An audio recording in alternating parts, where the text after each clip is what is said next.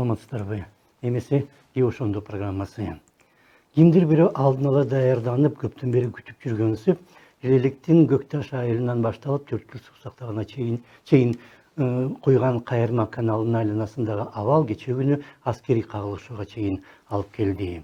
Кечке жок эки тараптын өкүлдөрү жолугуп, ок атышууну токтотуу тууралуу макулдашты жана келишим жалпысынан аткарылууда. Чегара аймагында түндө жанагындай комиссия кол койгондон кийин, договор түзүлгөндөн кийин ок атышуу аскерлердин арасында токтоп калган. Бирок кээ бир жерлерде эме болуп атты. Кээ бир жерлерде атышуу тиги булар болуп атты. Бирок мындай аскерлик боевой столкновениялар болгон жок. Президент кечээ күнү Коопсуздук кеңешинин чукул жыйынын өткөрдү. Депутаттар жабык жыйында президентке кайрылып, Тажик президенти менен шашылыш жолугууга аны чакырды. Казань шаарында ЕАЭБтин жыйынында жүргөн премьер Марипов Тажик өкмөт башчысы Расулзода менен жолукту. Бишкекте атайын жумуш тобу түзүлүп, анын башчылыгынан биринчи вице-премьер Новиков дайындалды. Жана ал дароо Баткенге келди.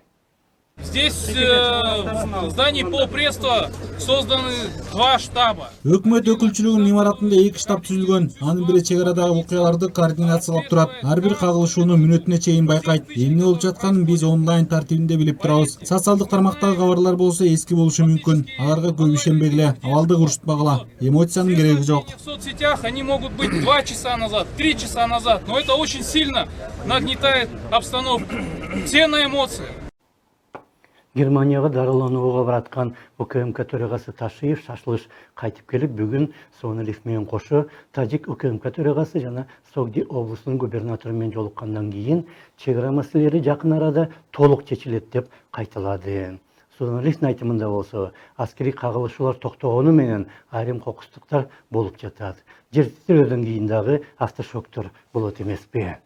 Бизде бу жерде таможенный пост бар. Кызыл белде. Так атышуу болуп кетти. Бирок атышуу сразу токтолду. Бирок атышуу факт зарегистрировали. И бул деген жанагы бул биринчи факт болуп атат. Жанагы биз ок атууну токтот деген договорго кол койгондон кийин бул биринчи факт болду. Эки тарап атышып кетишти. Бирок азыр аны токтоттук.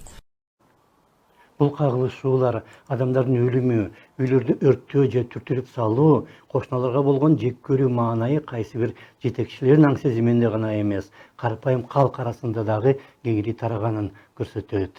Кандай болбосун кокус айтылган сөз же башка майда нерсе кыжырды кайнатып алыска кетчү даяр жыйынтыктарды ойготуп козгобогондо жергиликтүү калк провокацияга алдырбайт эле.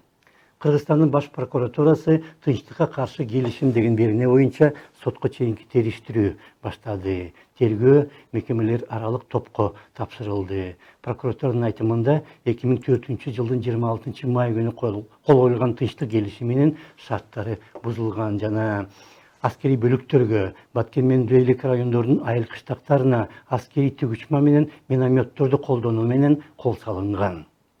Лейлик район Максат айылынын үйлөрү гана эмес, бул айылда жайгашкан аскерий бөлүктүн имараттары дагы өрттөнүп жок кылынды.